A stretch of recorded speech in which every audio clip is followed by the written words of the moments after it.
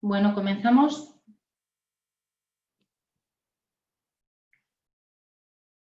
Bueno, antes de nada, buenos días a todos. Hoy martes 5 de mayo de 2020. Como ya todos sabéis, por segunda vez en nuestra joven democracia, el Gobierno ha decretado el estado de alarma previsto en el artículo 116 de nuestra Constitución. La primera lo hacía en el 2010 por la crisis de controladores aéreos y esta segunda ocasión motivo de la crisis COVID-19 que ha generado una extraordinaria crisis económica sin precedentes y una situación complicada para todos. Hoy celebramos la segunda de las jornadas que hemos denominado Desayunos Digitales desde casa, organizados por Garrigues y El Círculo, cada martes a las 10 de la mañana. Son sesiones breves en las cuales se abordan las principales cuestiones legales a las que se enfrentan las empresas con motivo del COVID-19.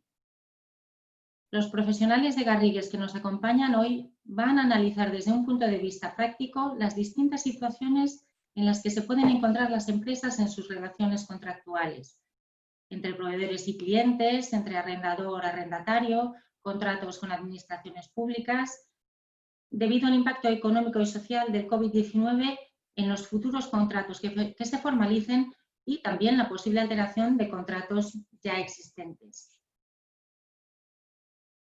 Comentar a todos los asistentes que durante toda la exposición podréis realizar preguntas a través del chat. Estas serán atendidas por los ponentes al final de la exposición. En caso de falta de tiempo para contestar todas las preguntas, tras la ponencia el Círculo les hará llegar los datos de contacto de los ponentes y también recibirán un link con la grabación. A continuación, y ya para empezar, hago presentación de los 4 ponentes de hoy.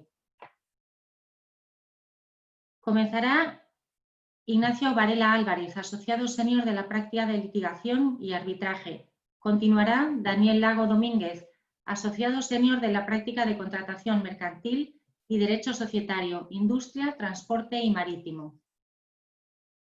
El tercero de nuestros ponentes será Pablo Ejerique Mosquera, cónsul del Departamento de Derecho Administrativo y Urbanismo, y Eduardo Rodríguez Madalena, en último lugar, cónsul de la práctica de Derecho Fiscal y especializado en la llevanza de procedimientos inspectores. Un placer contar con todos vosotros y cuando queráis, por favor, Ignacio, puedes comenzar. Muchas gracias a todos por vuestra asistencia. Muchas gracias, María. Buenos días a todos. En primer lugar, muchas gracias al Círculo de Empresarios de Galicia por contar con el despacho Garrigues para organizar esta sesión. Vamos a empezar hablando de la incidencia que el COVID tiene en los contratos privados vigentes en la actualidad y la necesidad de prever en los nuevos contratos escenarios similares o análogos a este, sobre todo ante los avisos de una posible rebrote del COVID-19. Y lo haremos tanto desde el punto de vista nacional como internacional, parte en la que mi compañero Daniel Lago se centrará pormenorizadamente.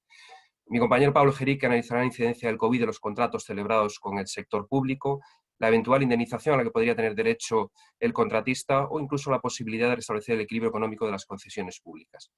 Finalmente, Eduardo Rodríguez cerrará la sesión analizando la problemática del IVA en los casos anteriores. Sin más preámbulos, pasamos a analizar la incidencia del COVID en los contratos ya vigentes en el momento en que se decretó el estado de alarma.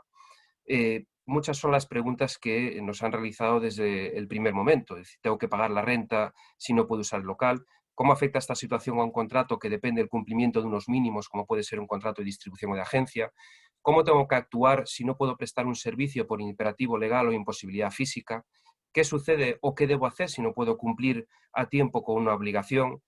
¿Puedo resolver un contrato por demora de la otra parte en la prestación de sus obligaciones? O otras, como he firmado un contrato de arras, tengo que respetar el precio pactado y las condiciones cuando el mercado no es igual ahora que hace un mes y medio. Estas preguntas son totalmente recurrentes y han venido motivadas por las circunstancias extraordinarias y sobrevenidas dimanantes de la emergencia sanitaria. Ya en el Real Decreto 463/2020, en el que se acordó el estado de alarma, venía a ratificar precisamente su excepcionalidad y lo extraordinario de estas circunstancias, dictándose además posteriormente varias normas que han venido a ratificar y hacer todavía aún más si cabe hincapié en esa excepcionalidad.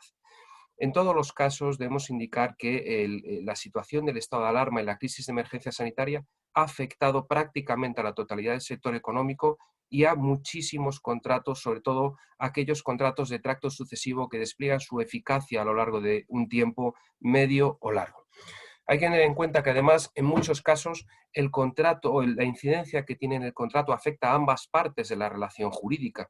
Un contrato no podemos olvidar que como mínimo tiene dos caras y en muchos casos nos hemos encontrado con que la incidencia del COVID tiene su reflejo tanto en una parte como en la otra de distinta manera. Eso genera múltiples problemas interpretativos y está generando unos problemas importantes a la hora de poder abordar las situaciones de incumplimiento, en muchos casos forzoso o impuesto por esta situación. Esto ha conllevado multitud de consultas que no pueden ni deben ser resueltas de forma unitaria, sino bajo un concreto análisis de la situación contractual concreta y específica en cada caso. No hay respuestas uniformes, ni cabe responder de la misma manera cuando las situaciones contractuales o de las partes son radicalmente opuestas. Tenemos aquí, además, un hándicap importante. Y es que si bien en materia de consumidores y usuarios el Gobierno sí que ha dictado diversos reales decretos, el 8/2020, el 11/2020, en los cuales se establecían claramente cómo debían operar los profesionales en su relación para con los consumidores, sin embargo, entre los profesionales, por desgracia, la regulación es claramente insuficiente. Y no solo la regulación insuficiente, sino que además se une a que las figuras que se prevén o que existían en el ordenamiento jurídico para resolver los problemas contractuales tienen muy poca regulación legal y sobre todo tienen un amplio desarrollo jurisprudencial. Hemos tenido también la oportunidad de analizar en el despacho distintos requerimientos enviados en el momento inicial de la crisis. El ejemplo clásico es un requerimiento de un gran arrendatario que operaba en el territorio nacional y el cual envió una comunicación a todos sus arrendadores exactamente idéntica, a pesar de ejercer diversas actividades en distintos locales y que no había un único contrato, sino que eran prácticamente contratos independientes para cada local. Esto, además de invocar en el mismo requerimiento la conocida rebus sic stantibus y la fuerza mayor, lo que está motivando es un problema el día de mañana en el supuesto de tener que judicializar la cuestión o sobre todo en el supuesto de tener que resolver la controversia suscitada. Vale, esta confusión es notoria y va a llevar a cabo un problema importante. Hemos detectado que se están confundiendo de forma notoria conceptos jurídicos que no pueden ni deben ser confundidos y que el problema que va a conllevar es que las partes están optando de forma equivocada por un determinado remedio jurídico que es muy probable que no sea el adecuado para solucionar los problemas. En estos casos, las soluciones que se prevén en el ordenamiento jurídico son la fuerza mayor y la conocida y archinombrada en la actualidad rebus sic stantibus. Pasamos a analizar a continuación ambas figuras. La fuerza mayor se invoca prácticamente en todos los requerimientos que hemos tenido ocasión de analizar en el despacho, a pesar de que la fuerza mayor tiene determinados componentes que no la hacen aplicable en muchos supuestos ni a todas las situaciones jurídicas. La fuerza mayor está regulada en el Código Civil de manera muy escueta, de forma que han sido los tribunales los que han desarrollado jurisprudencialmente esta materia. ¿Qué conlleva la fuerza mayor? Pues la posibilidad de que el deudor de una prestación pueda exonerarse de cumplir la misma por imposibilidad legal o material o la posibilidad de suspender la prestación.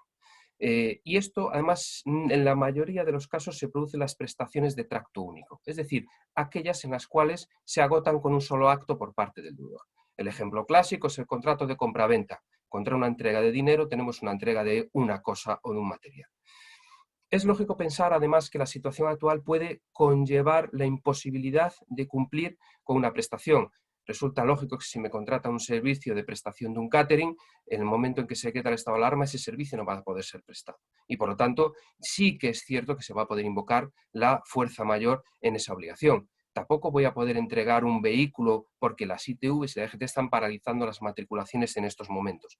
¿Eso conlleva la posibilidad para un empresario de poder desligarse del cumplimiento de la obligación o cabe en todo caso suspender la misma hasta el momento en que se levanten esas restricciones o imposibilidades? Depende, en este caso, de los requisitos o de las circunstancias concurrentes en el caso concreto. Pero para que opere la fuerza mayor, lo que debe quedar claro es que el supuesto en el que nos basamos sea imprevisible o inevitable. Es decir, esto vale para los contratos que ya estaban vigentes cuando entró en vigor el estado de alarma.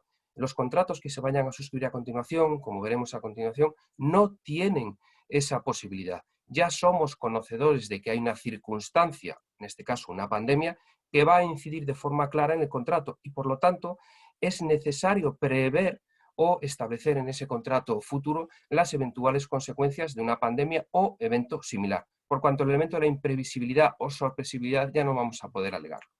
No puede haber culpa por parte del deudor para alegar una fuerza mayor. Es decir, lo que no cabe es exonerarse del cumplimiento de las obligaciones sobre texto del decreto de estado de alarma, toda vez que tiene que haber un nexo causal. Es decir, tiene que ser la imposibilidad de cumplimiento, tiene que venir y tiene que estar sobrevenida o motivada por el decreto de estado de alarma o por la situación de emergencia sanitaria.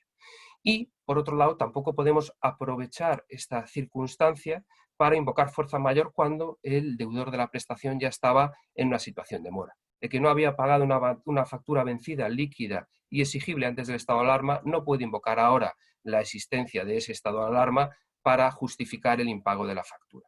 Y, por último, la buena fe del deudor. Es importante, en este caso, que los requerimientos que declaran la buena fe. Y la buena fe lo que significa es que el deudor tiene que intentar cumplir con sus obligaciones de la forma más correcta o más similar a como inicialmente se había pactado, toda vez que rige el principio de conservación de los negocios y, por tanto, de la obligación de cumplir con lo pactado. Si no se puede cumplir, al menos el deudor de la prestación tiene que llevar a cabo todas aquellas actuaciones necesarias para minimizar el daño. La buena fe casa mal con un requerimiento en el que se dice no te voy a pagar como circunstancia del estado de alarma y la fuerza mayor. Creemos que hay que justificar esa incidencia del estado de alarma y la incidencia en el caso concreto. No opera tampoco, y esto es un problema frecuente, cuando la fuerza mayor esté prevista contractualmente. En muchos contratos hay previsiones que deben ser analizadas para ver si concurren previsiones específicas acerca de la fuerza mayor. Porque si hay contratos que contienen esas previsiones específicas, no cabe invocar ahora una fuerza mayor distinta a la ya prevista entre las partes. Por lo tanto, hay que analizar exactamente cada contrato en cuestión. Por otro lado, la fuerza mayor no es de aplicación amplia. Es decir, son supuestos de aplicación totalmente restrictiva. El principio general es que cada parte debe cumplir con lo pactado. Y excepcionalmente, cuando concurren circunstancias ajenas a las partes y que motivan la imposibilidad de cumplir, es cuando puede entrar la fuerza mayor o la aplicación de la fuerza mayor. El ejemplo paradigmático y que podría ser aplicable a este supuesto es la prestación de servicios que no pueden ser llevados a cabo como consecuencia de un imperativo legal. No hay reuniones públicas, la restauración se ha paralizado. Es decir, hay determinados supuestos en los que está clara la incidencia directa de la fuerza mayor. Pero ojo, siempre conectada con el cumplimiento de los otros requisitos y con la fuerza y con la buena fe del deudor. Debemos indicar también que la fuerza mayor no aplica, según la mayoría de la jurisprudencia, las obligaciones dinerarias. ¿Cuántos requerimientos hemos visto que es los que se indica claramente no te voy a pagar dada la situación de fuerza mayor? Puede ser entendible la tentación inicial de que por un problema de tesorería alguien o alguna persona haya intentado en un principio de prudencia sujetar o digamos, no comprometer su tesorería pagando esas obligaciones pecuniarias que tuviera pendientes. Pero eso no está amparado por la fuerza mayor. Y en muchas de esas comunicaciones ni siquiera se justifica qué incidencia tiene el estado de alarma en la imposibilidad de pago de una factura. Citaré un ejemplo que es paradigmático en materias de obligaciones pecuniarias. Sentencia del Tribunal Supremo de 19 de mayo de 2015, os podemos dar datos después si así lo solicitáis. Una viuda intenta justificar que no puede cumplir con un contrato privado de compraventa precisamente por el fallecimiento reciente de su marido y la necesidad de cuidar de sus 3 hijos menores. El Tribunal Supremo consideró que no cabe exonerarse de la obligación de pago, ya que no se está ante una obligación de dar o hacer, sino ante una mera obligación pecuniaria, dejando a salvo en este caso la posible aplicación de la cláusula rebus sic stantibus. ¿Qué significa eso? Que en el supuesto que la obligación pendiente sea una obligación de pago tenemos que ser sumamente cuidadosos porque la jurisprudencia es sumamente restrictiva a la hora de considerar que la fuerza mayor puede justificar la no posibilidad de pago.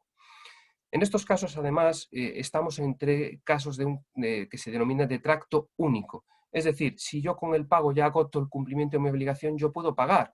Sobre todo ahora que el Gobierno, además, ha puesto sobre la mesa determinados mecanismos de financiación que podrían perjudicar la postura de aquella persona que simple y llanamente, por el mero hecho de que haya un estado de alarma, se negase a pagar. Hay ejemplos en otros países en los cuales sí se ha estimado la fuerza mayor por la imposibilidad de pagar. El ejemplo clásico es el corralito en Argentina. No pago porque no puedo pagar. Es objetivamente imposible que pueda pagar, pero no puedo disponer de los fondos necesarios para ello. Pero en el resto de supuestos, y sobre todo cuando hay financiación, tal y como en diversos artículos doctrinales se ha publicado recientemente por parte de jueces y magistrados, hay que hacer todos los esfuerzos posibles por pagar y acceder a esa financiación. No cabe someter en la persona del acreedor de la prestación todos aquellos, digamos, perjuicios porque yo no quiero hacer una financiación o quiera destinar la misma a otras finalidades. El otro remedio que estamos escuchando en la actualidad es la invocación de la rebus. Múltiples llamadas, artículos en prensa, parece que ahora todo se arregla invocando la rebus. Es decir, vamos a exponer una alteración sobrevenida de las circunstancias y, por lo tanto, toda vez que hay una alteración sobrevenida de las circunstancias, yo no puedo usar de un local arrendado, no puedo pagar, yo tengo un contrato en vigor, sin embargo, la otra parte no puede cumplir, ¿qué va a pasar aquí? Es decir, ¿cómo va a operar el principio de la rebus?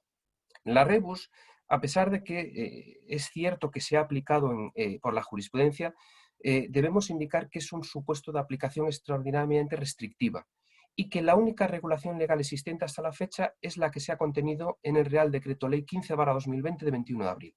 Decreto comentado y sobre el que entraremos a continuación, que tiene por objeto precisamente regular las relaciones arrendaticias y cómo incide el COVID en las relaciones en los arrendamientos de local de negocio o arrendamientos de industria.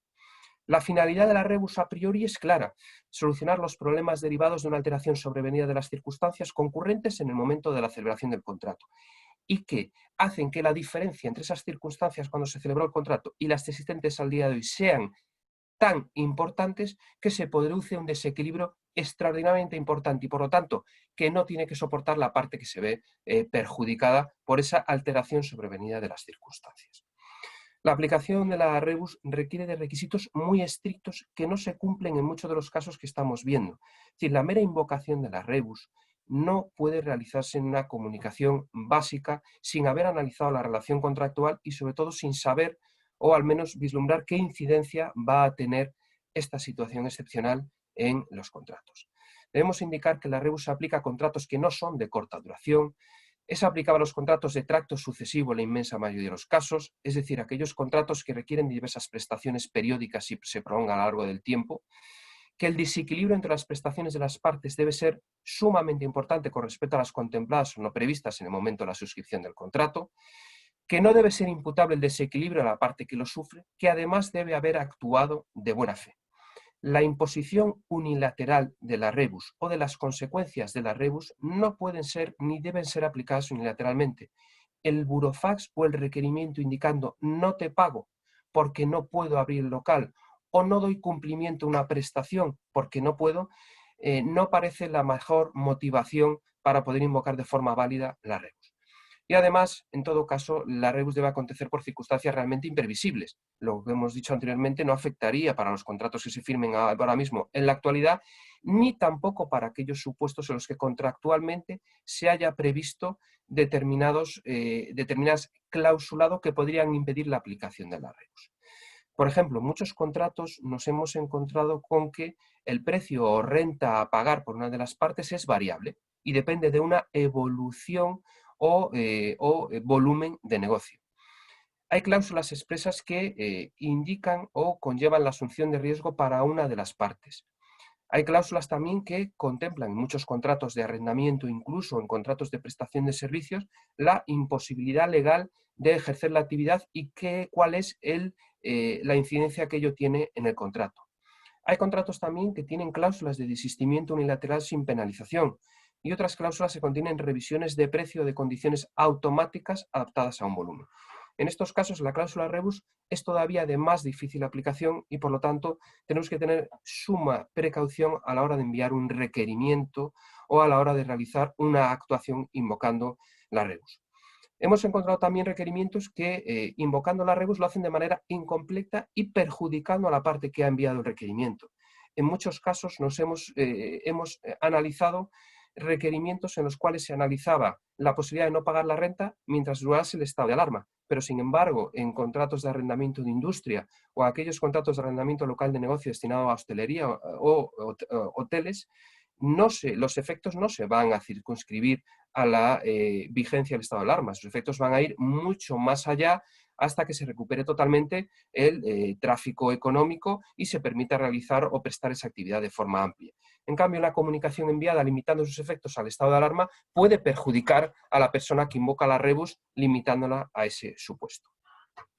Cabe también, en todo caso, y eso sí que es una cuestión tremendamente importante, la negociación. En primer lugar, la buena fe conlleva la necesidad de abrir una negociación entre las partes y, por lo tanto, la de ofrecer determinadas soluciones o al menos la posibilidad de sentarse para llegar a un acuerdo. Alcanzado ese acuerdo tiene que realizarse de manera por escrito, evidentemente, y además teniendo sumo cuidado con los términos que se emplean en la negociación o en el acuerdo alcanzado. Mi compañero Eduardo Rodríguez analizará las consecuencias desde el punto de vista tributario de ese acuerdo alcanzado y cómo se tiene que documentar el mismo. Por otro lado, debemos indicar que la regulación actual de la rebus, y es un ejemplo de por dónde va a ir o no, por dónde podría llegar a ir la jurisprudencia, se ha contenido únicamente en el Real Decreto Ley 15/2020 con respecto a los arrendamientos, pero limitada a casos extraordinarios y muy supuestos. En primer lugar, solo se limita a los supuestos en los cuales el arrendador es un gran tenedor, es decir, quien tiene más de 10 inmuebles urbanos, excluyendo garajes y trasteros, o una superficie construida de más de 1.500 metros cuadrados. Y los efectos que conllevaría la rebus en este caso son efectos no condonatorios de la renta ni moderadores de la renta, sino meramente una moratoria.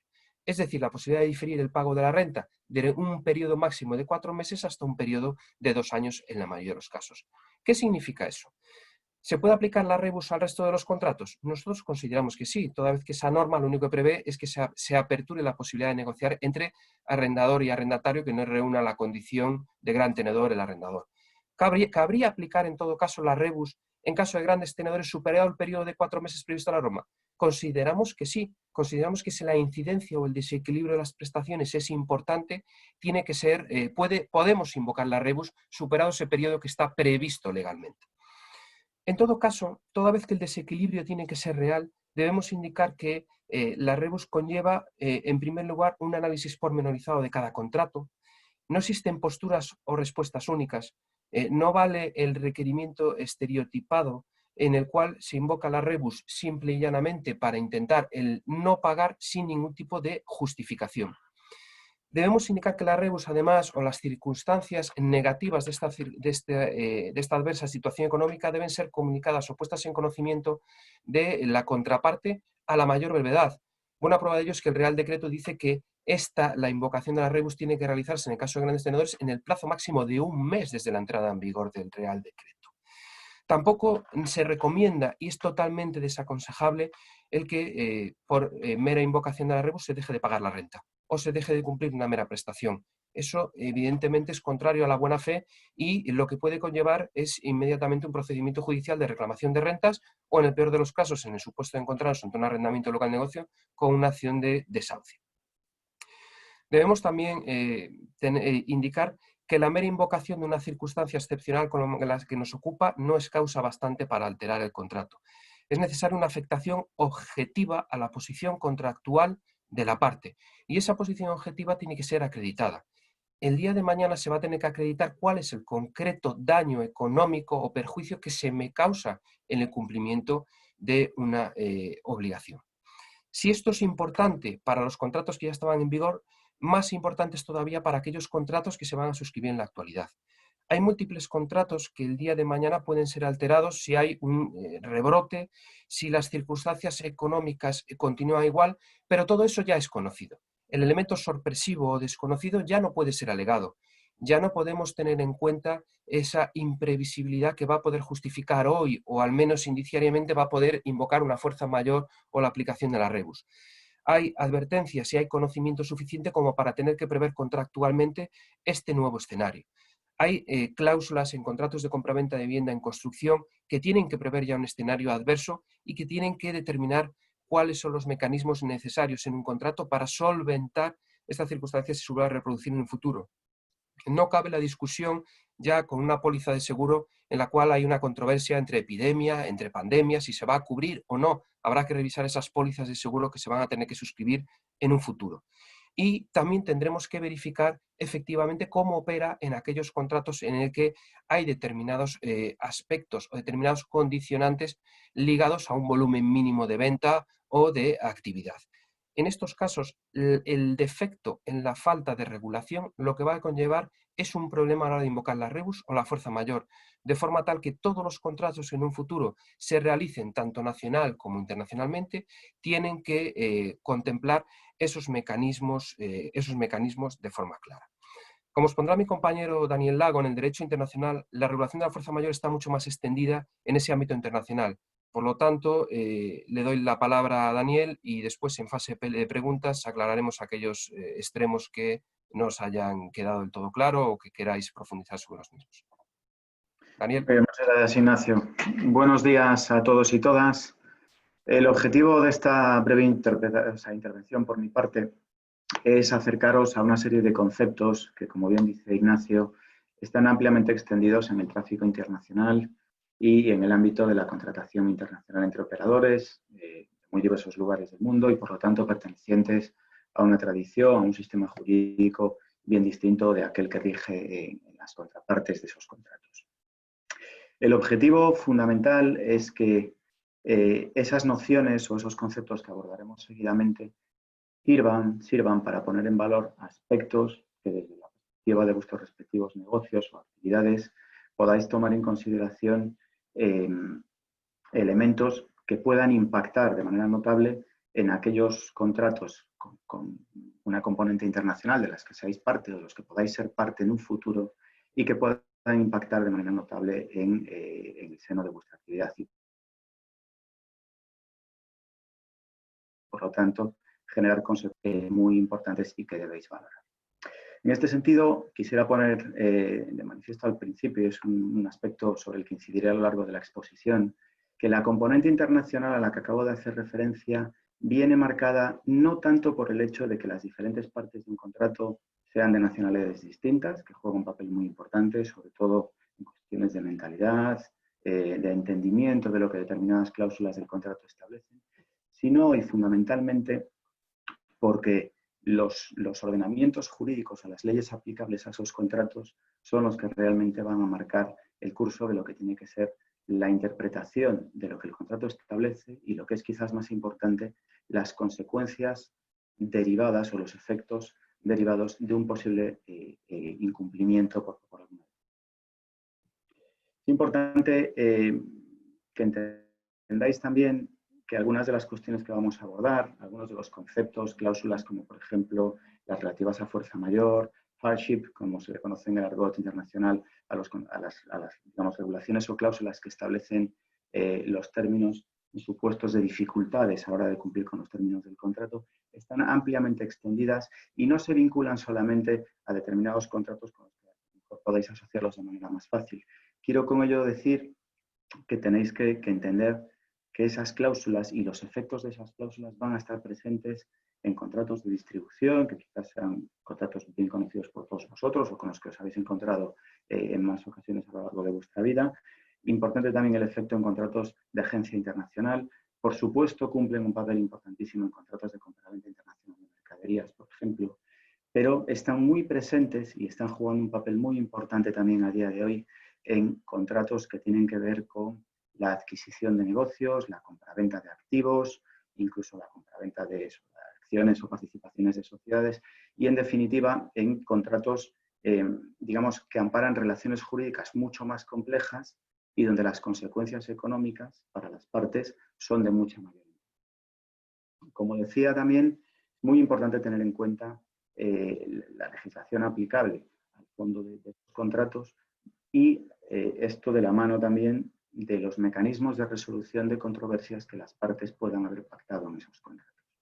Y esto es algo que seguramente todos habréis pensado en alguna ocasión cuando acudís a vuestros contratos y observáis que, bueno, pues lejos de confiar en la resolución de controversias, juzgados o tribunales ordinarios de la justicia ordinaria, se pactan determinados mecanismos de resolución de controversias alternativos, especializados, ágiles en determinadas ocasiones, como puede ser, por ejemplo, el arbitraje internacional, supuestos de mediación u otros distintos. Bien, ese es un elemento fundamental de vuestros contratos por cuanto la legislación que aplica a los contratos y ese medio de resolución de conflictos puede traer consigo consecuencias jurídico-económicas y efectos muy diversos dependiendo de cuáles sean esos mecanismos, ¿vale? Es lógico que en este contexto, especialmente convulso y de tanta incertidumbre en el que nos encontramos hoy día, que uno tenga la tendencia, como señalaba antes mi compañero Ignacio, de tratar de ver o de forzar interesadamente en muchas ocasiones que determinadas dificultades a la hora de poder cumplir con esos contratos cualifican o sirven para encuadrar esas dificultades en el cumplimiento en un supuesto de fuerza mayor. Bueno, es muy probable que eso sea así, pero debéis de tener presente que los supuestos de fuerza mayor y sobre todo dependiendo de cuál sea la legislación aplicable al contrato, puede entrañar la aplicación de diversos criterios y por lo tanto de diversas soluciones, ¿vale?, a la hora de resolver las posibles controversias entre las partes. Si me permitís, un ejemplo quizás muy ilustrativo y que probablemente sea fácil de comprender para todos vosotros o que se os haya dado el caso en alguna ocasión. Si pensáis, por ejemplo, en jurisdicciones como la de la República Popular China, ¿vale?, donde es muy habitual y es una práctica extendida en el ámbito internacional que se emitan certificados acreditativos de la concurrencia de circunstancias de fuerza mayor, ¿vale?, podemos encontrarnos en una operación en la que hay un contrato de transporte internacional de mercancías donde ha habido un retraso a la hora de embarcar esas mercancías en el buque correspondiente que debería traerlas a Europa, por ejemplo, y que con motivo de esa circunstancia de fuerza mayor se expida por las autoridades chinas un certificado que así acredite la concurrencia. Bien, ese certificado, que lógicamente será expedido por una autoridad competente china con arreglo a la normativa y los criterios chinos, efectivamente podrá servir de base para acreditar que ha habido un retraso en el embarque de esas mercancías y jugará un papel muy importante, a buen seguro, en el conjunto de obligaciones y derechos que las partes tengan en el seno, por ejemplo, de un contrato de transporte.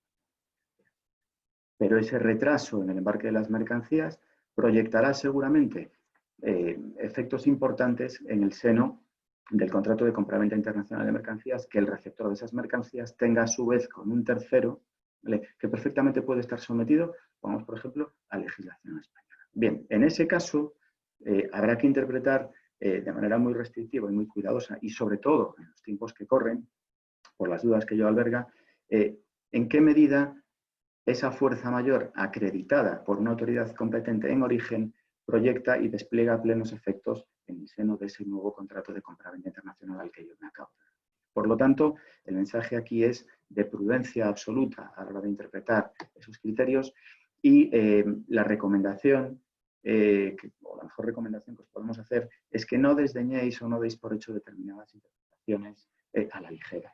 Debéis profundizar y debéis adquirir un conocimiento más o menos profundo de cuáles son, digamos, los factores o los elementos que juegan un papel más importante en el seno de vuestros contratos para ser capaces de delimitar en qué medida hay una exposición por vuestra parte a sufrir un perjuicio o un daño con motivo del incumplimiento, del cumplimiento defectuoso por parte de vuestra contraparte y también, por supuesto, en qué medida las dificultades que vosotros podáis atravesar entrañan algún tipo de responsabilidad. Mencionaba antes que es importante también el ser conscientes de los mecanismos de resolución de controversias que están incluidos en vuestros contratos.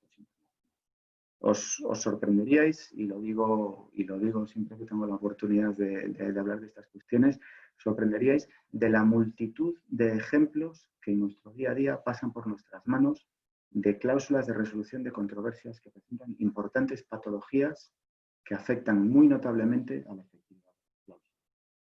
Pensad no tanto en cláusulas sencillas, como decía antes, en las que se somete la controversia a la jurisdicción, a la competencia de determinadas autoridades judiciales, ¿vale? Que es en lo que de manera inmediata casi todos tendemos a pensar, pero pensad que en la medida en que se acuden a mecanismos que ofrecen en general a las partes un confort muy amplio, ¿vale? Por cuanto son métodos de resolución de conflictos, como decía antes, muy flexibles, en determinadas ocasiones más económicos o más rápidos que la jurisdicción ordinaria, ¿vale? En otros casos no, existen multitud de cláusulas patológicas que impiden o que dificultan la normal aplicación de ese método de resolución de conflictos. Así, por ejemplo, es muy frecuente que con el ánimo de las partes tratar de delimitar claramente cuál es ese mecanismo, se diga simplemente que las cláusulas someterán cualquier controversia a arbitraje, sin especificar siquiera si es una institución arbitral la que habrá de regir ese arbitraje, sin indicar cuál es la ley arbitral que en su caso aplica al fondo, sin establecer ningún tipo de referencia respecto del procedimiento a seguir para la resolución de esas controversias, etc. Quiero decir con ello que es muy importante prestar especial atención a todos esos aspectos. Bien, a la hora de tratar de analizar si efectivamente las dificultades con las que os podáis enfrentar actualmente o quizás en el futuro, para ver si efectivamente, con arreglo a la legislación que aplican vuestros contratos, estáis en un supuesto de fuerza mayor o no, es importante también que observéis si efectivamente, ante la duda de que puedan aplicar esos supuestos o que os podáis acoger a esos supuestos de fuerza mayor, es importante también establecer si existen determinadas exigencias en el contrato que impliquen la notificación a las demás partes del contrato en determinado plazo de la concurrencia de esas dificultades, que tengáis que establecer un poco un abanico temporal durante el cual esas circunstancias de fuerza mayor pueden operar y las consecuencias que de todo ello se. Os lo digo porque en la práctica internacional y un poco como resultado de los términos que poco a poco y con el paso del tiempo se han ido perfilando entre los distintos operadores de los distintos ordenamientos, se ha llegado a unos términos comúnmente aceptados a nivel internacional donde determinados aspectos a los que me acabo de referir no están desarrollados con un grado suficiente, ¿vale? O digamos, deseable en vuestros contratos y por lo tanto pueden surgir dudas muy importantes respecto de la aplicación de estos contratos. Por lo tanto, mucha atención también a las formalidades en cuanto a la comunicación de esas circunstancias y ojo también a los plazos durante los cuales se pueda extender esa situación de fuerza mayor, porque es absolutamente frecuente y está a la orden del día que determinados supuestos que sí constituyen fuerza mayor y que no ofrecen discusión puedan tener previsto en el contrato que tras el transcurso de un periodo determinado de tiempo en el cual permanezcan o pervivan esas circunstancias de fuerza mayor, puedan traer consigo consecuencias tan importantes como la resolución. Bien. Existe también un aspecto importante y que estamos viendo coger cada vez más fuerza, ¿vale? Y entiendo que en los próximos meses supondrá una actividad muy importante también, cuál es el del aseguramiento de los posibles riesgos aparejados a todas estas circunstancias que estamos hablando.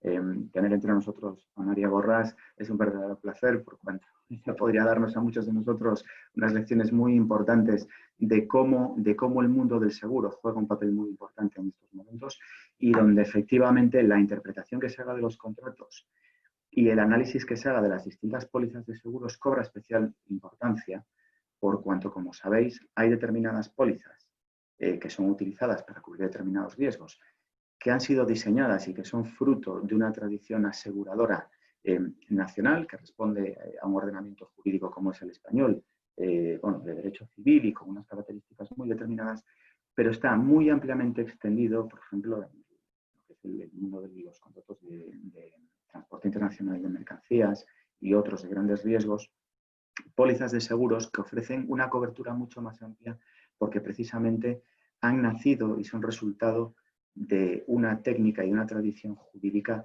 anglosajona, donde para nada coinciden muchos de los conceptos que en términos jurídicos nosotros entendemos desde el mundo del derecho civil. Por lo tanto, es un aspecto muy importante también a tener en cuenta el hecho de que en materia de seguros nos vamos a encontrar nuevamente con dudas interpretativas y con dudas respecto de la aplicación de esos supuestos de fuerza mayor u otros que entrañen una dificultad a la hora de cumplir con las obligaciones contractuales. Bien, especial énfasis quiero poner también en contratos en los que, como decía antes, las partes hayan llegado a determinados acuerdos respecto de la compra de determinados activos, compra de negocios y, en definitiva, tratos en los que haya, digamos, determinadas cláusulas que operarán para graduar los posibles incumplimientos entre las partes y, sobre todo, que establezcan determinados mecanismos reguladores o moduladores del precio y las obligaciones que las partes tienen que cumplir en el supuesto de que se produzcan determinados efectos. Me estoy refiriendo con ello, por ejemplo, a la incidencia que pueda tener en determinadas operaciones de compra de activos o de negocios el hecho de que se produzcan cambios materiales adversos que puedan influir en el valor de los activos a comprar. Esto que en el argot o vamos, en contratación internacional se conoce por las siglas anglosajonas de MAC, Material Adverse Change, está cobrando una importancia muy importante en estas semanas o en estos meses, por cuanto efectivamente son múltiples los contratos que establecen que ante determinadas circunstancias que puedan impactar a largo plazo y de manera muy notable el valor de esos activos, ¿vale?, se puedan poner en práctica o puedan desplegar efectos determinadas cláusulas que establecen, pues, desde facultades para la resolución anticipada de los contratos hasta determinados ajustes en el precio y, en definitiva, consecuencias muy importantes para las partes en el seno de esos contratos, entre otras cuestiones, habida cuenta del precio de la magnitud económica que cobran esas operaciones. Bien, en esos supuestos, al igual que en los otros que hemos analizado hasta ahora, vuelvo a insistir, y esta es una cuestión que no me cansaré de poner de manifiesto, en el que los matices y la redacción son absolutamente todo. Por lo tanto, es importante tratar de huir de incertidumbres, tratar de huir de vaguedades y tratar de generar un criterio sólido, claro, que permita delimitar con mucho más rigor aquellas áreas de riesgo a las que se puedan ver enfrentadas vuestras actividades o vuestros negocios. Y, por lo tanto, tener elementos al alcance de vuestra mano que sean instrumento para tomar las decisiones empresariales que consideréis más acorde o más prudentes de acuerdo con las circunstancias particulares en las que vosotros os encontréis. Al hilo de las diferentes visiones o de las diferentes implicaciones que pueden tener algunas de esas cuestiones a las que me vengo refiriendo, es importante que tengáis presente que, dependiendo de cuál sea la legislación aplicable a los contratos internacionales, se van a ver afectados o se están viendo afectados contratos tan importantes y tan extendidos como, por ejemplo, contratos de agencia internacional, contratos de distribución, contratos de suministro, donde es habitual que se establezcan cláusulas en las que el no cumplimiento de determinados volúmenes de compra o de venta puedan traer consigo la pérdida de comisiones, puedan traer consigo la posibilidad de que se resuelvan contratos porque el comportamiento o el cumplimiento de la parte que corresponda no es el esperado y, por lo tanto, alguna de las partes se haya reservado la facultad de poner término a ese contrato porque no produce los efectos que se pretenden para el negocio y, por lo tanto, debéis de ser especialmente prudentes a la hora de ver qué legislación aplica a esos contratos y qué circunstancias se pueden desencadenar habida cuenta de las dificultades a las que os enfrentáis. Pensad, por ejemplo, que en el caso de España, la regulación que ha establecido la aplicación del estado de alarma sí ha influido, interrumpiendo, por ejemplo, bajo legislación española, los plazos de prescripción de determinadas acciones tendentes a reclamar la indemnización por clientela en el seno de contratos de agencia. Y tenemos regulaciones bien distintas, como por ejemplo puede ser la francesa, donde esa misma regulación del estado de alarma en Francia sí ha incidido de manera muy notable modulando o limitando las consecuencias jurídicas que puede tener para las partes el hecho de que se produzcan determinados incumplimientos o imposibilidad de cumplir determinados. Bien, para finalizar y un poco con el ánimo de incidir nuevamente en esto, porque la importancia que tiene, es muy importante que en contratos de compraventa internacional de tanto de mercancías como de negocios, ¿vale?, o en contratos de joint venture en los que podáis ser parte, prestéis especial atención a los términos y condiciones en los que están pactadas esas cláusulas. nuevamente insisto, los abogados siempre pecamos o tenemos la fama de muchas veces darle demasiadas vueltas a las cosas y extendernos demasiado en la redacción de determinadas cláusulas, tratando de prever escenarios muy diversos. Hoy día se está poniendo de manifiesto que contratos más o menos vagos o más o menos genéricos en su redacción están siendo escrutados de una manera muy, muy rigurosa para tratar de exprimir al máximo las posibilidades que esos contratos ofrecen. Lógicamente, como movimientos defensivos, en los supuestos en que una parte pueda resultar claramente perjudicada y en otros en las que interesadamente una salida lo más beneficiosa posible para la empresa. Con ello, y la verdad que es una cuestión ciertamente compleja que podría ocuparnos mucho más tiempo, solo quiero crear en vosotros un sentido especial de sensibilidad a la hora de interpretar esos contratos, que seáis muy conscientes de las implicaciones que pueden venir detrás y que tratéis de tener en vuestro diccionario esos conceptos o esos mecanismos que tienen que ayudaros para tomar la mejor de las decisiones posibles en vuestro negocio. Por supuesto, quedo abierto a que al final de las intervenciones podamos aclarar alguna cuestión o entrar, si queréis, un poco más en concreto en algún supuesto específico. Y ya sin más, le doy paso a mi compañero Pablo Ejerique, que abordará ahora cuestiones relacionadas con la contratación pública y determinados aspectos de derecho administrativo. Muchas gracias. Sí, así es. Además de la incidencia en los contratos privados, el COVID también ha impactado de una forma muy relevante en los contratos celebrados con el sector público. Seguro que muchos de los contratistas, por no decir todos los contratistas que me están escuchando, saben de qué hablo cuando digo que las medidas adoptadas como consecuencia de la declaración del estado de alarma, por ejemplo, podemos citar la limitación a la libertad de circulación o en materia de seguridad y salud o la suspensión de actividades, han afectado notablemente a la ejecución y al desarrollo de los contratos del sector público que están en vigor. Yo en los próximos minutos voy a referirme, voy a exponer desde un punto de vista práctico y haciendo referencia a aspectos de interés relacionados con la solicitud de indemnización de los daños y perjuicios que pueden corresponder al contratista como consecuencia de esta situación de crisis sanitaria, así como la solicitud o el planteamiento del derecho al reequilibrio económico-financiero que puede tener el contratista, concesionario en este caso, al amparo de la regulación existente para este periodo excepcional, ¿no? Lo primero que hay que tener en cuenta es que existe un marco regulatorio específico sobre contratación pública aprobado para este periodo excepcional y que se recoge en el artículo 34 del Real Decreto Ley 8/2020 de 17 de marzo. Es importante señalar que este artículo fija un marco, se basa en la configuración de un marco basado en un régimen especial de suspensión de los contratos. Trata de evitar la resolución de contratos.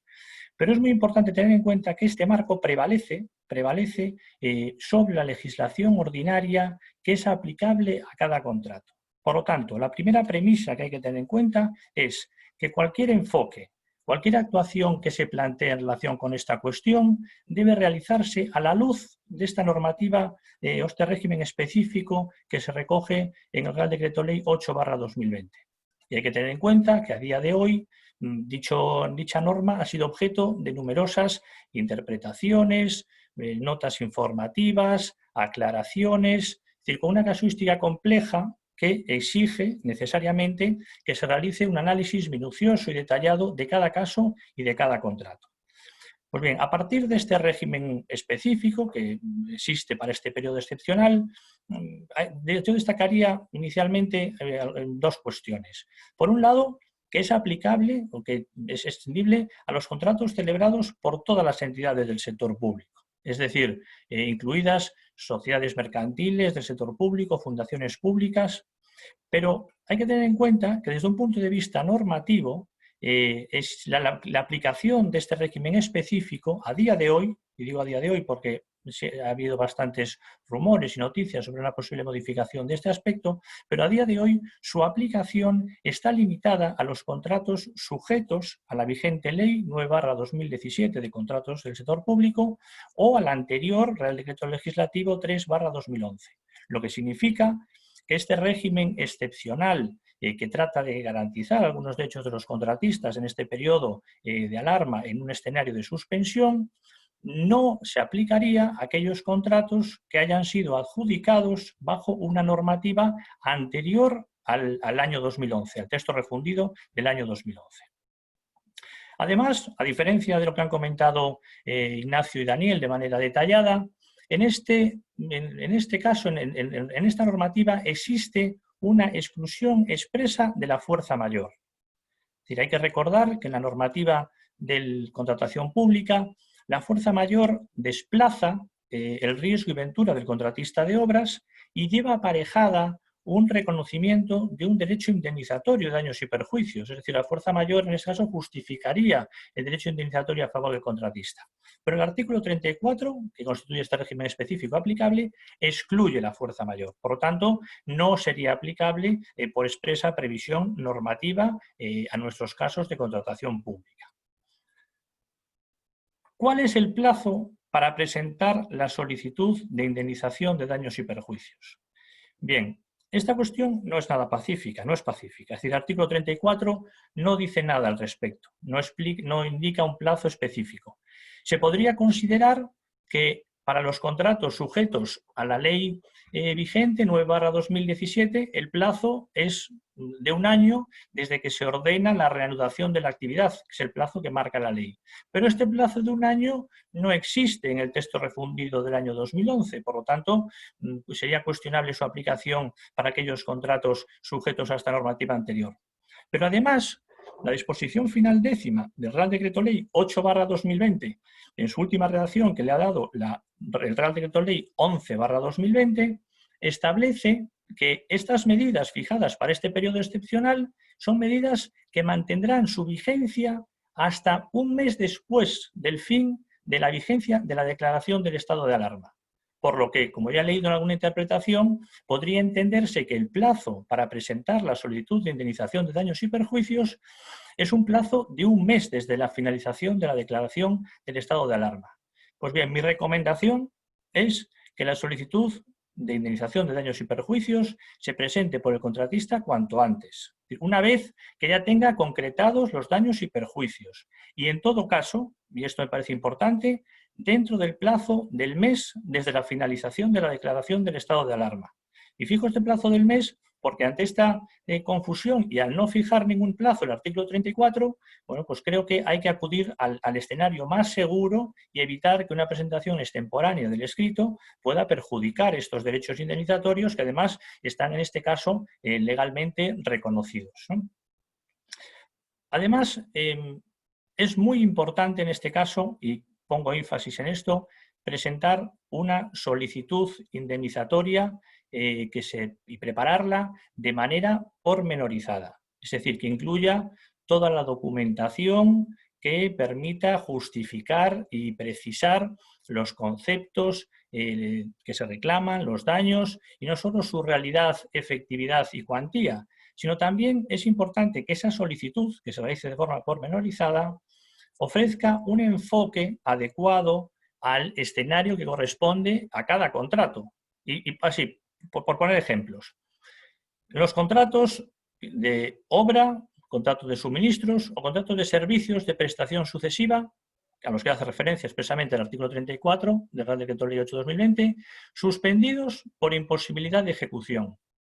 Pues bien, en este caso es muy importante analizar cuál ha sido la causa y la forma en la que se ha producido esa suspensión. ¿Y por qué me refiero a esa importancia? Porque, por ejemplo, primero, puede suceder que exista un acuerdo expreso por parte del órgano de contratación que haya acordado la suspensión y se tenga un escenario basado en una expresa decisión por parte de la organización. No ha sido lo habitual, por no decir algo muy extraordinario. En ese caso, la solicitud se centraría probablemente en la justificación de los distintos conceptos indemnizatorios que el propio artículo 34 reconoce, que son conceptos como numerus clausus, cerrados. Recordemos con los gastos salariales abonados al personal adscrito al contrato, con el alcance que establece el artículo 34 en función si es contrato de obras o contrato de servicios, los gastos de mantenimiento de la garantía definitiva, los gastos de alquileres, los costes de mantenimiento de la maquinaria, instalaciones, equipos, los gastos que se correspondan además con las correspondientes pólizas de seguro que estén vinculadas al contrato. Pero ¿qué sucede si, como en la mayoría de los casos, no existe un acuerdo expreso del órgano de contratación, pero sí ha existido una suspensión de facto por la imposibilidad de ejecución del contrato como consecuencia de todas las medidas adoptadas en la declaración del estado de alarma? Bien, pues en ese escenario, en ese caso, es muy importante analizar la situación que existe para adoptar, y todavía estamos a tiempo, medidas dirigidas a preservar el derecho del contratista. Por ejemplo, tratar de completar las actuaciones que se han practicado, requerir al órgano de contratación para que pueda realizar alguna actuación. Se me ocurre, por ejemplo, levantar el acta de suspensión. El acta de suspensión no ha sido una actuación que esté excluida del artículo 34, pero ha habido mucha reticencia para ello. Pues plantear a lo mejor alguna solicitud para que ese requisito se cumpla y mejorar la posición jurídica que tenga el reclamante o el contratista en este caso. O incluso analizar la posibilidad de que puedan impugnarse algunas decisiones adoptadas por el órgano de contratación, decisiones en este caso que pueden ser presuntas. Es decir, en definitiva es muy importante que en función de la situación que exista, en función de cómo se haya producido esa imposibilidad de ejecución, de esas circunstancias que han afectado a cada contrato, se plantee una reclamación, una solicitud que analice en cada caso y que incluso complete y que refuerce, rearme la posición del contratista, que en este momento todavía se está a tiempo de poder realizar para ir con las mayores garantías y mayores posibilidades de éxito que puedan dirigir a una obtención indemnizatoria, que de hecho ese es el objetivo que se recoge en la regulación específica, ¿no? Además de la reclamación de daños y perjuicios indemnizatoria, el artículo 34, en su apartado 4, hace referencia al derecho de obtener el reequilibrio económico-financiero que le concede a los contratos de concesión de obras y concesión de servicios. Respecto de estos contratos, me gustaría destacar tres aspectos. Primero, que al contrario de lo que sucede con los contratos de obras, servicios y suministros, en este caso se establece no un régimen de suspensión, ni una relación tasada de los conceptos indemnizatorios, sino que se ofrece al contratista se otorga al contratista el derecho a obtener un restablecimiento del equilibrio económico del contrato. En segundo lugar, el requisito que establece este artículo para su aplicación es que el órgano de contratación aprecie la imposibilidad de ejecución del contrato. Volvemos a un escenario en el que el artículo traslada al órgano de contratación una decisión que deja en sus manos, como ha sucedido, un reconocimiento de aplicación que no parece que esa fuera la necesidad para conseguir los efectos de la ley, puesto que si no se adopta esa decisión por órgano de contratación puede haber dificultades de aplicación. Y además, incluso en este caso, esta previsión puede entenderse como contradictoria con el propio contenido del artículo 34.4, porque dice que es necesario que se aprecie la imposibilidad de ejecución, pero por otro lado reconoce como conceptos que se compensarán en todo caso al contratista en su derecho de reequilibrio, la pérdida de ingresos, y también el incremento de los gastos adicionales. Y es difícil pensar en una concesión parada con imposible ejecución que haya tenido incremento de costes adicionales. Por lo tanto, creo que a la hora de enfocar un escenario de planteamiento de reequilibrio, todas estas circunstancias hay que examinarlas y tenerlas en cuenta.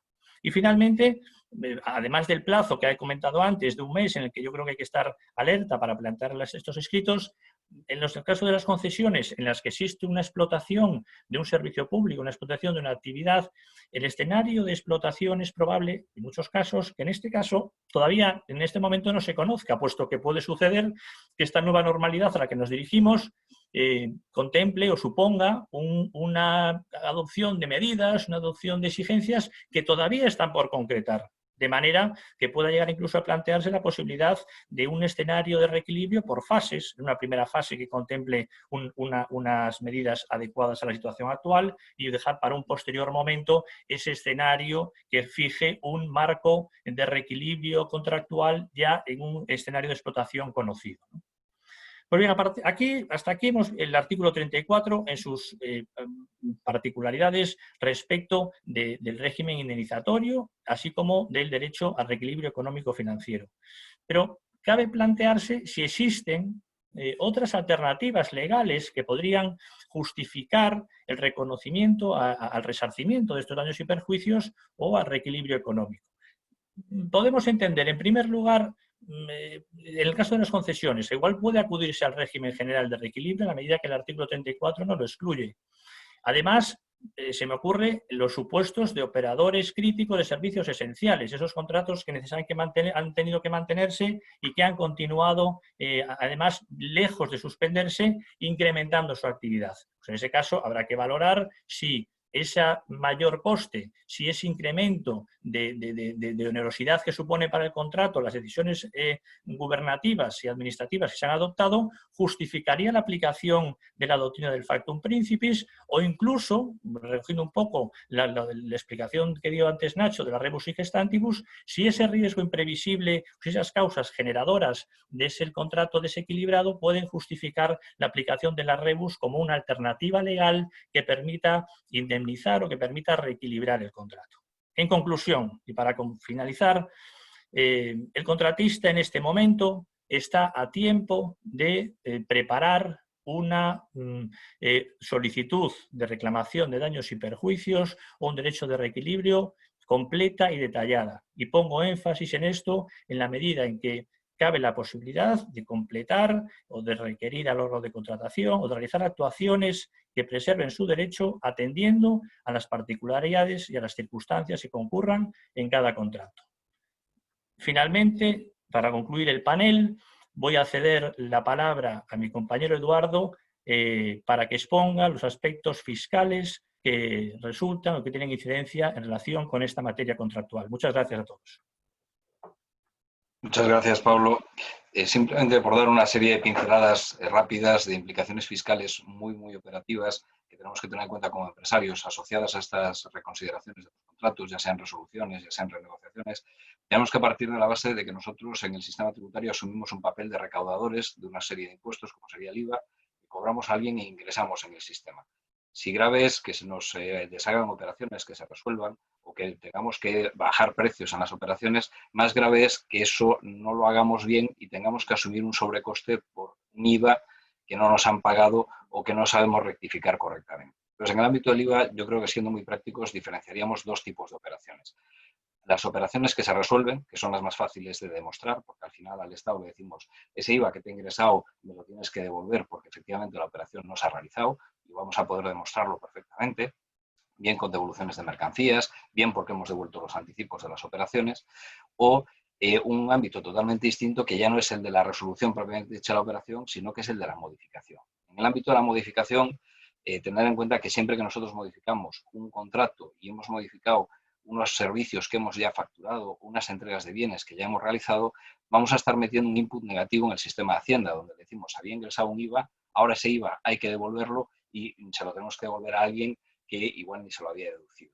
En ese sentido, todas las consultas que está sacando Hacienda y todos los pronunciamientos que está emitiendo es que evidentemente se puede hacer, se puede emitir una factura anulando otra anterior, pues, por un descuento parcial, por una rectificación de la operación, pero que deberá demostrarse Hacienda la realidad de esas operaciones, la realidad de esos ajustes. Por eso, más allá de los acuerdos que puedan alcanzar las empresas, es muy importante dejar plasmado por escrito y poder acreditar documentalmente frente a la agencia tributaria que cuando nosotros restamos el IVA de las operaciones y le sacamos un IVA que ya se había ingresado, pues evidentemente esto responde a una realidad que viene sobrevenida y en la cual nosotros estamos tan perjudicados como Hacienda. Especial relación en el tema de la modificación de los contratos hay que hacer a unas operaciones que son las que se llaman de suministro, las operaciones de tracto sucesivo. Estamos hablando del agua, la luz, el asesoramiento recurrente. Se trata de operaciones en las cuales, como el servicio se presta de forma continuada, el IVA se genera y se ingresa en el sistema en función de lo que hayan pactado las partes. Cuando ya se haya pactado que es exigible, se genera la factura y se ingresa. Por ejemplo, pensemos en un alquiler que se cobra a final de mes. En esos supuestos, cuando estamos hablando de operaciones de tracto sucesivo, si se llega a un acuerdo entre las partes, bien para dejar en suspenso el contrato, bien para cobrarlo más adelante, es muy importante dejarlo documentado para no encontrarnos con que Hacienda, que tiene nuestras declaraciones periódicas y tiene nuestros libros de IVA, encuentre que en un momento determinado dejamos de facturar y dejamos de ingresar unos IVAs. Por lo cual es importante poder acreditar. No lo he ingresado, no porque me haya olvidado, no porque no lo haya querido poner, sino porque hemos cambiado la exigibilidad de esos contratos y como consecuencia de cambiar la exigibilidad de los contratos, el IVA no se ha generado. Por eso toda precaución ahí puede ser poca si queremos acreditar el día de mañana que realmente ese servicio efectivamente no había que ingresar el IVA. Otra cuestión que hay que tener en cuenta en el ámbito del IVA y con las renegociaciones de los contratos es qué sucede si a pesar de renegociar el contrato finalmente pues el inquilino, mi cliente, no me paga. Bueno, pues tenemos que tener en cuenta que como hemos ingresado un IVA en el sistema y ese IVA lo hemos ingresado por cuenta de alguien que probablemente se lo ha deducido, la ley establece una serie de posibilidades para que nosotros podamos recuperarlo. Es muy importante conocer esos mecanismos que establece la ley, los plazos que establece la ley, porque al fin y al cabo nos permite que pasa un determinado periodo y una vez hayamos hecho alguna formalidad, como puede ser un requerimiento notarial a nuestro cliente, podamos recuperar de la agencia tributaria los IVAs que hemos ingresado y que no nos han abonado. Por eso, la recuperación de incobrados va a pasar a tener una gran importancia y sobre todo el seguimiento de los plazos, porque Hacienda normalmente siempre se ha mostrado muy rígida a la hora de admitir esas rectificaciones si se nos pasaban los plazos. Es un punto realmente importante a tener en consideración. Y simplemente 2 apuntes más sobre preguntas frecuentes que se plantean con el IVA en esta época de COVID y en particular con los contratos, que sería, por un lado, en cuanto a la deducción del IVA, que hay empresas que están planteando, bueno, pues estoy en una situación de cierre temporal de la actividad, pero sigo recibiendo facturas, ¿me puedo deducir el IVA a esas facturas? Por supuesto que se puede deducir, esa empresa no ha cesado en su actividad, no ha finiquitado su actividad, sencillamente está temporalmente que no puede atender al público. Pero, por supuesto, igual que tiene que pagar las facturas, se puede deducir el IVA de esas facturas, ¿no? Y al hilo ya, no desde el punto de vista del IVA que se soporta, sino del IVA que se repercute, pues alguna problemática que se ha planteado en la práctica con empresas que tienen expedientes de regulación de empleo y pues tienen cerrada la parte, por ejemplo, de comercio minorista, pues ahí se ha planteado alguna problemática relativa a la posibilidad de vender por Internet y si eso podía afectar a los ERTE. Es decir, bueno, teóricamente estoy cerrado, resulta que estoy facturando, pero yo estoy que no puedo atender al público. Ahí puede ser recomendable adoptar alguna medida, como utilizar una serie diferenciada que nos permita identificar que esos contratos pues, se han suscrito en la época del COVID, que han sido todos negociados de manera telemática y que adicionalmente pues, no ha intervenido gente, por supuesto, que esté en un ERTE suspensivo, que no podría estar trabajando. Y esas serían así unas pinceladas rápidas de las principales cuestiones a tener en cuenta desde el punto de vista del IVA. Por lo que, sin más, yo le daría paso a Francisco para las preguntas que pueda haber de los asistentes. Perfecto. Han estado llegando preguntas a través del chat y a través del email directo. Vamos directos a ellas. Pregunta para Ignacio Varela. ¿El inquilino que ya me debía antes del estado de alarma, cómo se puede tratar? ¿Se puede poner demanda de desahucio si no paga nada o casi nada? Sector de la hostelería y arrendador pequeña empresa.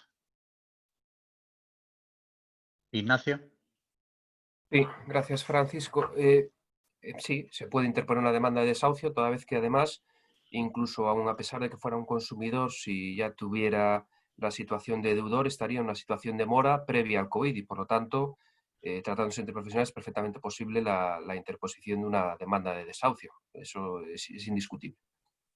Y siguiendo contigo, Nacho, otra pregunta que ha llegado. Si no puedo cumplir un contrato por el COVID, ¿me pueden reclamar daños y perjuicios? ¿Qué tengo que hacer para que no me reclamen daños y perjuicios? Básicamente, lo que hay que justificar es la relación entre esta situación derivada del COVID y la imposibilidad que nosotros tenemos de incumplir ese contrato. Notificárselo, evidentemente, al acreedor de la prestación, es decir, a la contraparte, proponiendo en su caso métodos alternativos si hay. Con eso evitaríamos una indemnización de daños y perjuicios, que es lo que prevé el Código Civil, y el contrato se resolvería siempre que fuera de tracto único.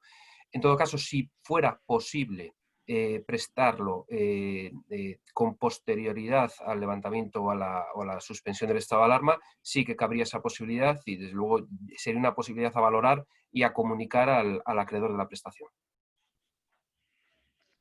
Pregunta para Daniel Lago. ¿Es posible que un contrato internacional contenga una cláusula arbitral y que ésta no indique qué legislación resulta aplicable?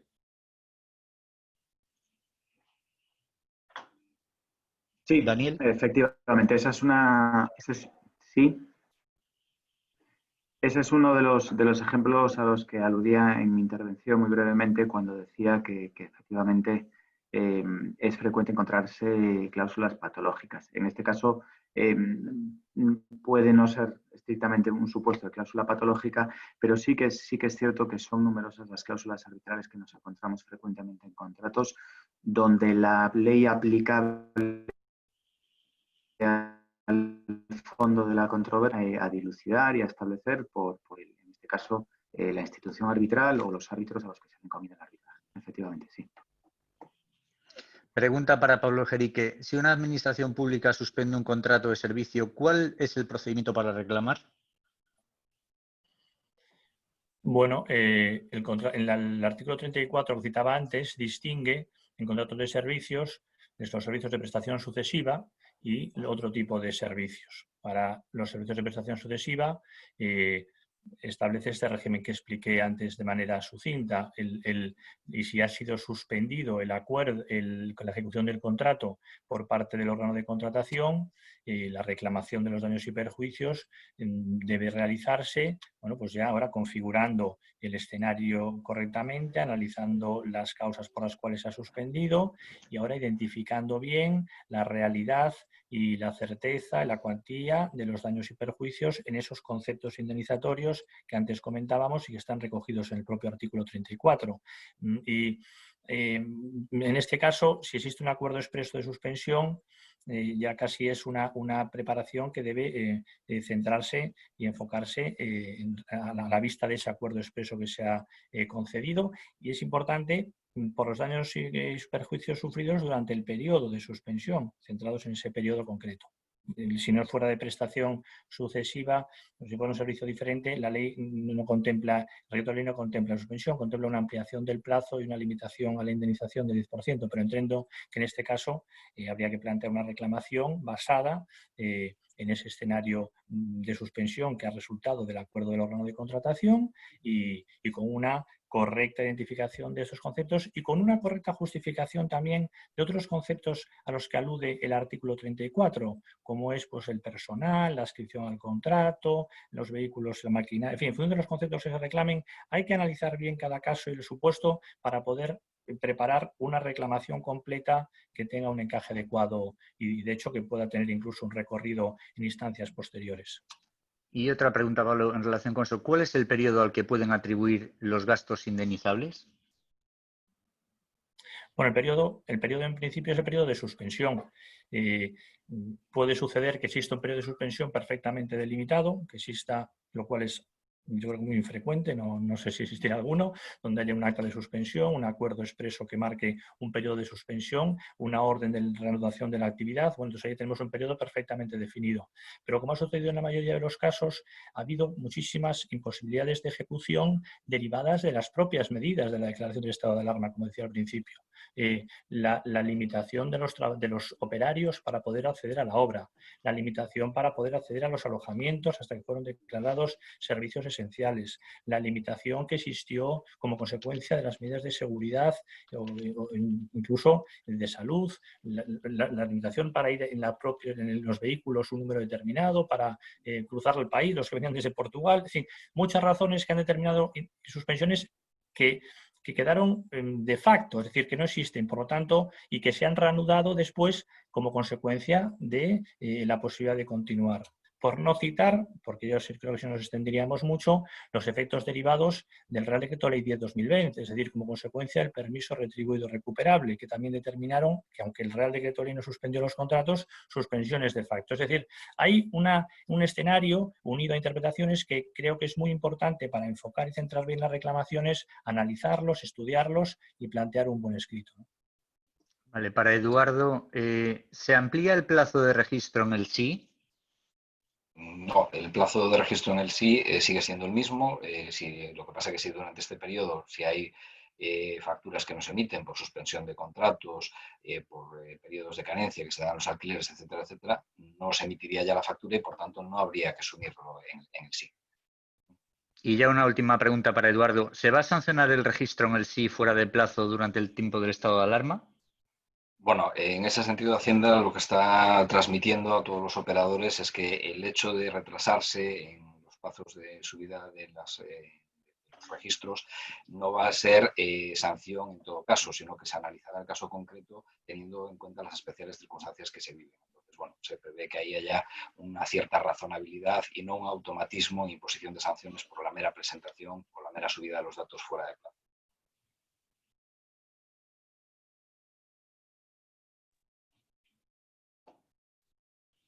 Y ya listo. María, listo ya para...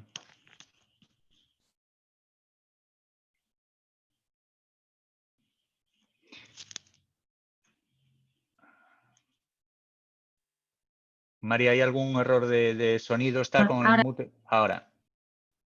Yo decía que yo creo que estamos todos tan a gusto que nos pasaríamos aquí 3 horas. Tenemos un lujo de ponentes, un panel impresionante, pero tenemos que cortar. El tiempo ahora nos come y son las 11:10. Yo quería agradeceros especialmente a todos, porque a Ignacio, a Daniel, a Pablo, a Eduardo, vuestra presencia, todas vuestras aportaciones. Desde luego, 140 inscritos y siendo el segundo desayuno es un síntoma de éxito. Es apoyar este proyecto de jornadas digitales, que ya son jornadas que, como comentábamos antes, ya son y serán parte esencial de una nueva realidad y una nueva forma de comunicarnos. Recordad que en breve a todos los participantes, recordaros que os enviaremos un nuevo tema a tratar en el siguiente desayuno del próximo martes 12 de mayo, al que por supuesto estáis todos invitados, espero que acudáis y desde luego que es un placer haber compartido este momento con vosotros. Muchísimas gracias a todos. Hasta luego, buenos días. Muchas gracias. Adiós. Muchas gracias. Buenos días. Muchas gracias. Buenos días a todos. Buenos días.